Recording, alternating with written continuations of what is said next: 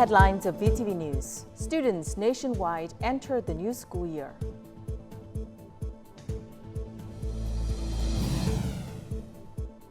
Pilot project for 1 million hectares of rice to be expanded.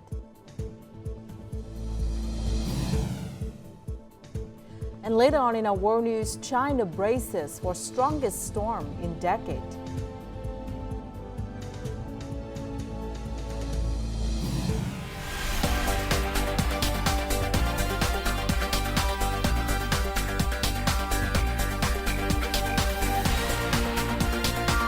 Broadcasting from Hanoi, the capital of Vietnam.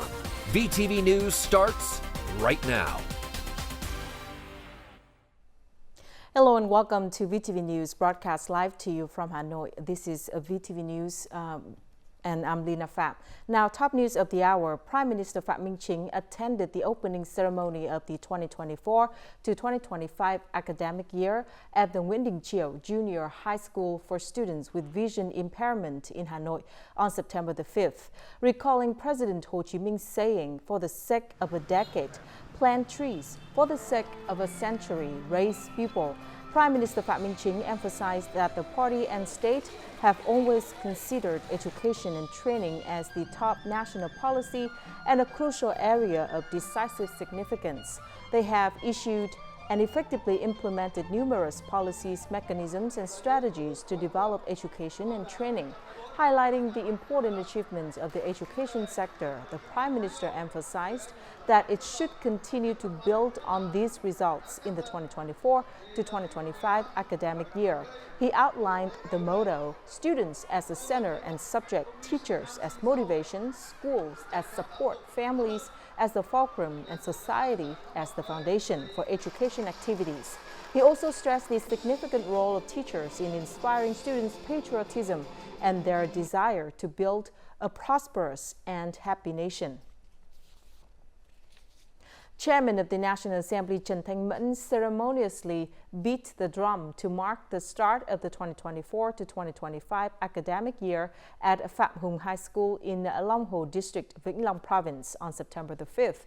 In his speech at the ceremony, the top legislator stressed that the party and state consider education a top national priority. He stated that investing in education is investing in development, ensuring all school-aged children can attend school and study under the best conditions. The chairman of the National Assembly highlighted the importance of human resource training, particularly high-quality training. He noted that this is one of the most crucial factors determining quality of life and the nation's rapid and sustainable development. It also affirms Vietnam's competitive capacity and position in the region and the world. The school was established in 1977 and named after the chairman of the Council of Ministers, Phạm Hùng, an esteemed citizen of Long Hồ District. On the morning of September the 5th, millions of high school students across the country began their new school year. A bustling atmosphere marked the first day of school nationwide.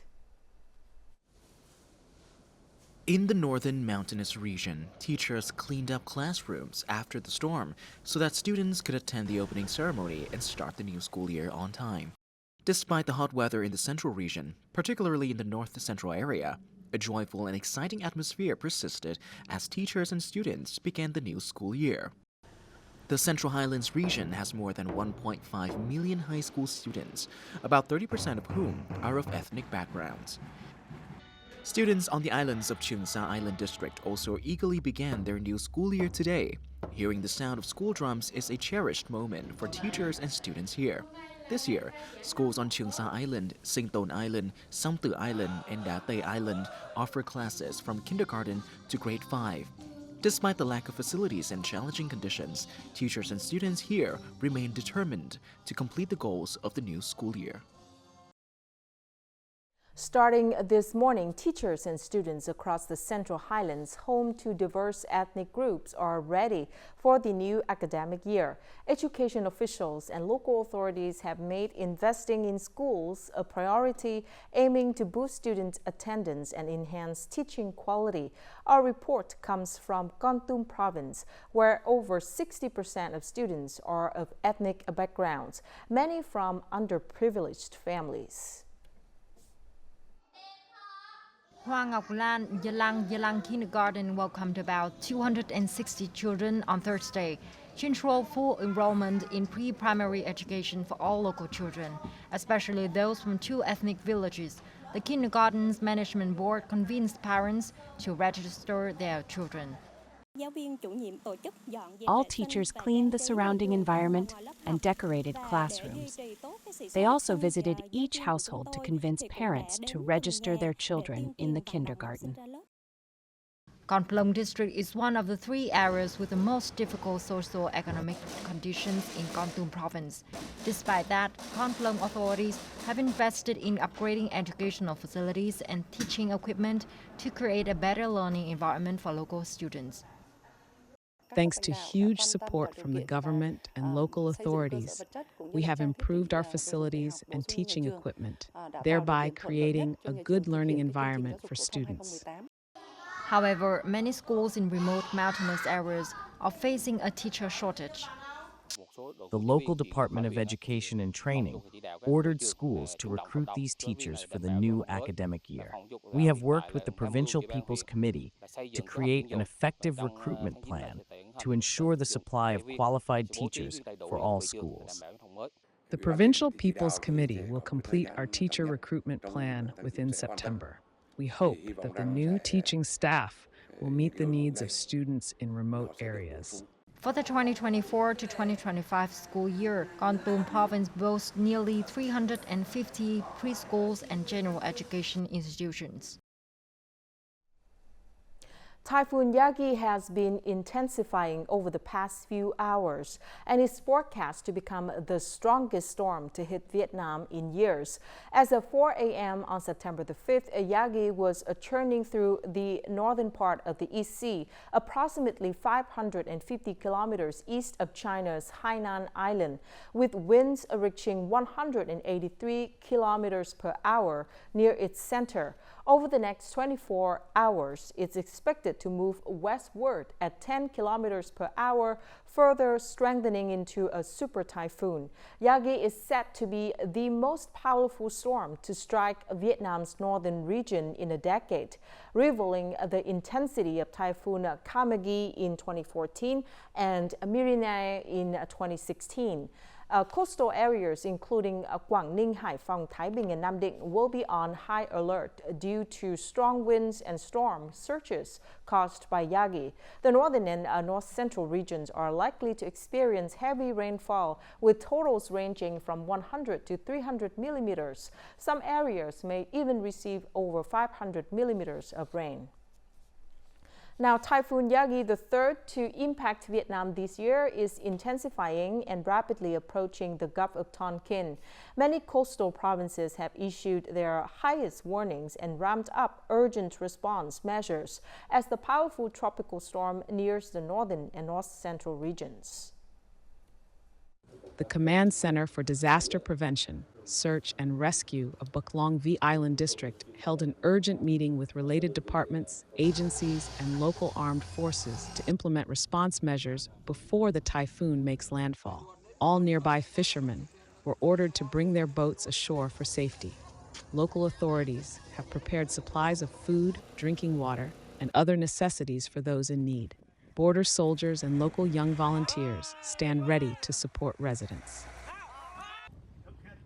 Quang Ninh authorities have implemented an urgent plan to respond to Typhoon Yagi and heavy rainfall. All task forces are required to perform their duties round the clock. To reduce the risk of damage and injuries from flash floods and landslides, the Vietnam National Coal and Mineral Industries Corporation has ordered the necessary preparation of machinery and equipment, including high-capacity pumps, to handle drainage issues.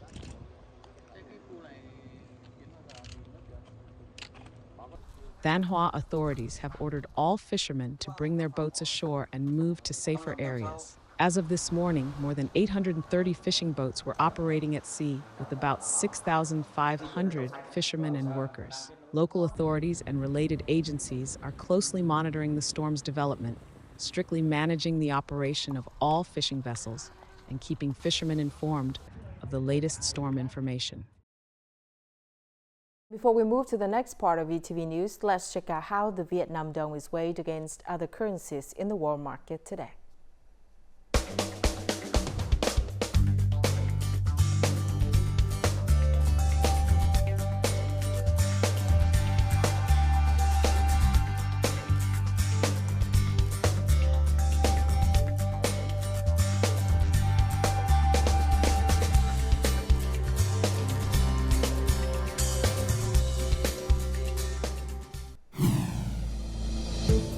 Coming up next, pilot project for 1 million hectares of rice to be expanded.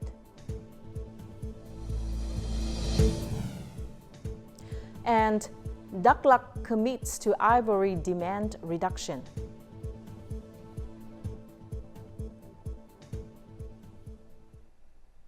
During the 4-day holiday, the Thanh Thuy International Border Gate Customs Branch, Hà Giang Province, completed customs clearance procedures for 200 vehicles carrying import and export goods. Export items included bananas, durian, and tapioca starch, while imports were mainly fresh fruits. The customs branch arranged for officers and civil servants to handle customs procedures during the holiday to provide maximum support to businesses.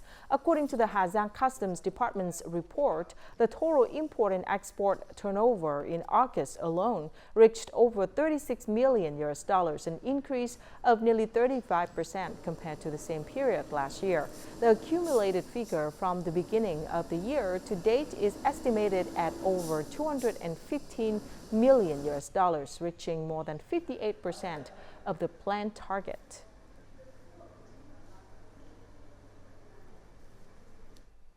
Various critical transportation projects have already utilized all of their allocated funding for this year. This forms the basis for the Ministry of Transport to provide additional funding to these projects aimed at accelerating progress and ensuring infrastructural quality. Our report on the additional funding in the following. The Vũng Áng Bùng Expressway project in Quảng Bình Province continues to ramp up its pace with over 60 construction sites, nearly 850 pieces of machinery, and thousands of engineers working diligently. Contractors have indicated that they will take advantage of favorable weather conditions to increase shifts and working hours. Before the rainy season, we plan to complete the entire roadbed of the main route. In addition to increasing working hours, we are also planning additional pay for overtime to our team. Following an assessment of the funding absorption rates of various projects, the Prime Minister has allocated an additional $520 million to the Ministry of Transport. This amount is equivalent to the average investment capital of 3 localities. In early August, the Ministry of Transport provided us with an additional $30 million. This is crucial funding for the project. This month, we will disburse over $4 million. Before this year's rainy season, we will complete the entire route. By the end of this year, we aim to finish all the base and sub-base layers of the project. To date, the Ministry of Transport remains among the highest in terms of public investment capital disbursements nationwide. By the end of July, more than $1.2 billion had been disbursed, achieving over 49% of the allocated plan. However, to achieve the disbursement of more than $3 billion, now with the additional funding, the ministry needs to disburse another $1.8 billion within the year, presenting a significant challenge as many projects are still in preparation phases. In the past 8 months, rice exports reached over $3.8 billion, an increase of more than 21% over the same period last year. Export output reached nearly 6.2 million tons, an increase of nearly 6%. With the increasing import momentum of partners, Vietnam's rice export are expected to reach about 8 million tons this year, worth more than $5 billion. Traditional import markets such as the Philippines, Indonesia, and Malaysia are likely to continue to maintain high demand. Additionally, businesses are actively expanding to new markets such as the Middle East, South America, Japan, and South Korea. The scarcity of supply from other countries and the increasingly improved quality of Vietnamese rice provide a solid foundation for achieving this goal. The project for 1 million hectares of high-quality, low-emission rice linked to green growth in the Mekong Delta has been implemented through 7 pilot models in Cần Thơ, Đồng Tháp, Kiên Giang, Trà Vinh, and Sóc Trăng. Farmers, businesses, and local authorities have gained a better understanding of the implementation methods, paving the way for expansion in the near future. Hưng Lợi Cooperative is currently harvesting its first rice crop using the new cultivation method. Initial concerns have been alleviated as the approach effectiveness has successfully won over the farmers. By reducing the amount of seeds, farmers can also decrease the use of fertilizer and pesticides. Lowering input costs have increased the additional profit for farmers. Evaluations show that the seeding rate has been reduced to just 60 kilograms per hectare, with pesticide sparing cut by 75% and nitrogen fertilizer use decreased by approximately 40%. Yields now range from 7 to 7.5 tons per hectare, about 1 ton higher than the control model. Notably, this new approach also reduced carbon dioxide emissions by 7 to 12 tons per hectare. The 50-hectare pilot model in Long Phu district has achieved initial success in the first crop. The profits for the farmers have already shown very positive results. By applying the scientific method of burying fertilizer, instead of using 10 bags per hectare as before, it has now been reduced by 30%. The Ministry of Agriculture and Rural Development emphasized 2 main objectives for the 12 provinces, which are reducing production costs and increasing farmers' profits. The pilot results were promising. Compared to the control group, total rice production costs decreased by 14 to 20%, while profits increased by 12 to 20%. Before implementing the pilot models, agricultural officers had to encourage households to participate.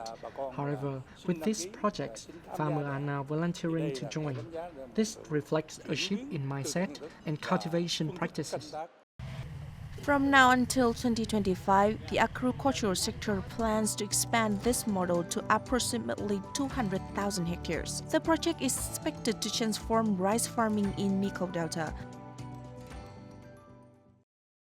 In recent times, fishing vessels from coastal provinces in central Vietnam have diligently followed recommendations to combat IUU or illegal, unreported, and unregulated fishing. However, instances of disconnected monitoring devices still occur. To meet the European Commission's requirements, local authorities are now focusing their resources on implementing comprehensive solutions to thoroughly address IUU fishing activities. The Fisheries Control Office of Da Nang's Fisheries Department regularly monitors fishing vessel activities at sea via tracking systems. If a vessel shows signs of fishing in unauthorized waters or loses its tracking connection, the office immediately notifies the vessel's owner. Intentional disconnections lasting over 6 hours incur strict penalties. However, fishermen frequently attribute connection losses to issues with service providers. We face many challenges when returning to port after losing connection.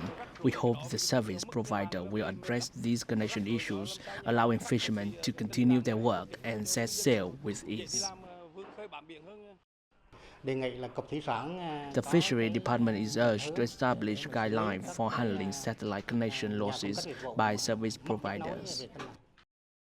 In 11 central provinces from Thanh Hóa to Khánh Hòa, around 11,990 fishing vessels, each 15 meters or longer, have been equipped with tracking devices, representing over 98% of the fleet.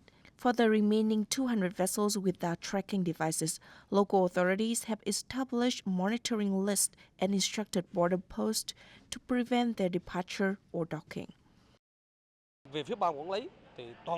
The management board promptly relays information about incoming vessels and their catch quantities to the Fishery Control Office before they dock. This enables the office to coordinate efforts and verify potential violations. The European Commission's inspection team is expected to return to Vietnam for the 5th time in this September. In preparation, all relevant authorities are focusing their resources on resolving the remaining issues in fisheries management. Vietnamese authorities have recently uncovered hundreds of illegal ivory trading cases seizing tons of ivory. The most recent case involved a 1.6-ton ivory shipment detected at Hải Phòng port. These cases highlight the ongoing prevalence of wildlife product violations.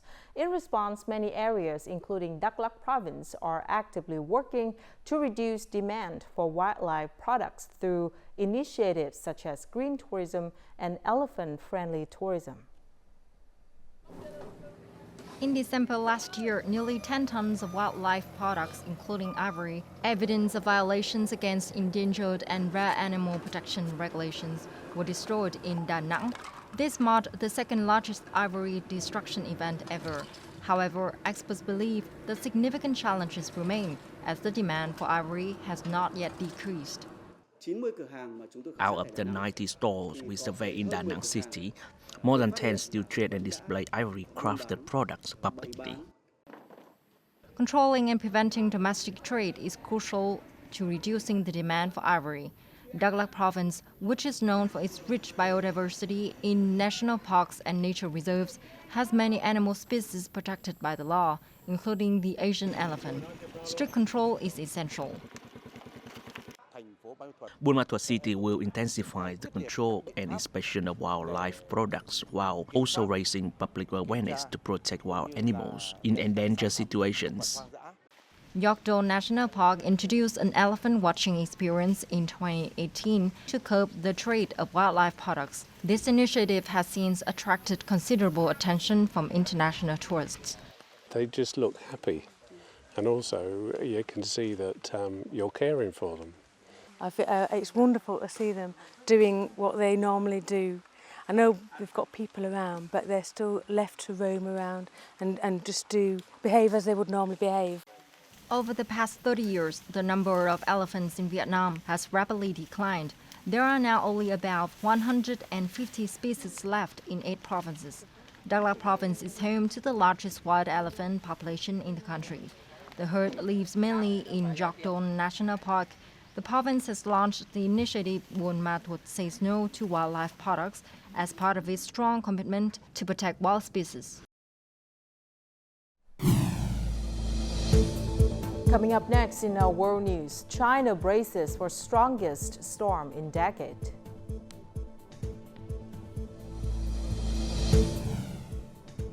And Thai King endorses new cabinet.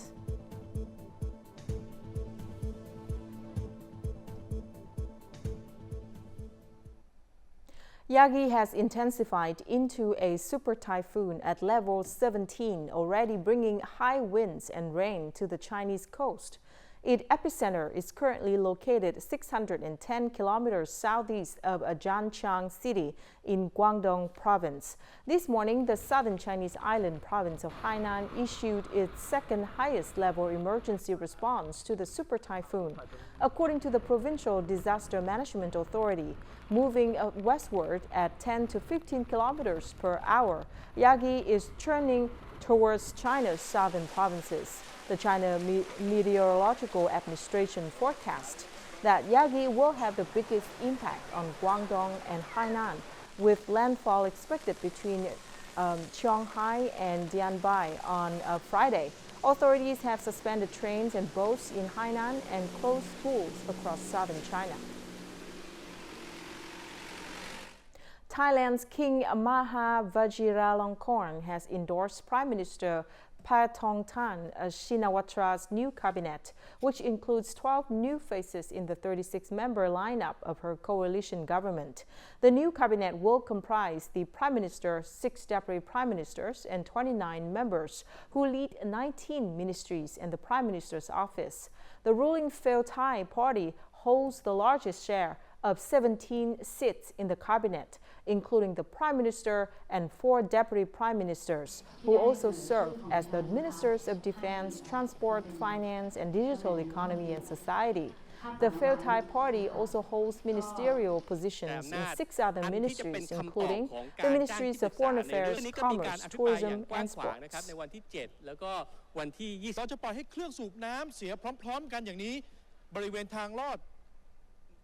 South Africa is home to more than 8,000 lions living in captivity, the largest captive lion population in the world, surpassing the country's wild lion population. However, a new ban on the use of lions for commercial gain have left some big cat breeders worried about their business prospects.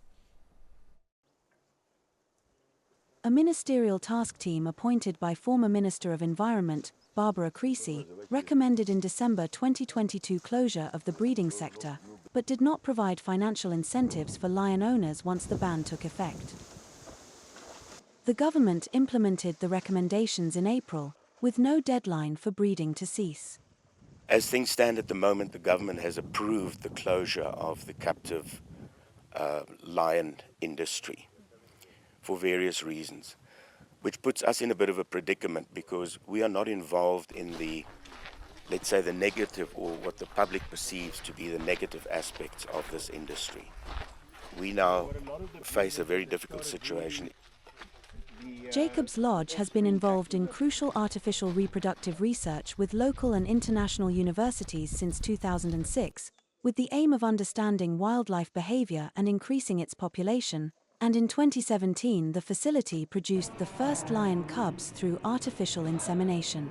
His lodge allows tourists to participate in guided educational walks with lions, which he said helps pay his employees and fund his research facility. Many diseases of wildlife that need to be researched, and it's extremely difficult to do it outside captive animals. The advantage also of captive animals is you can have a disease-free population, so we can study the diseases of the ones in the wild. The government encouraged breeding facility owners to voluntarily leave the industry by euthanizing or sterilizing the animals, or handing them over to the government to be released into the wild or moved to sanctuaries. Wildlife breeders fear that ending big cat breeding would hurt many people's livelihood. And now let's take a look at the weather forecast.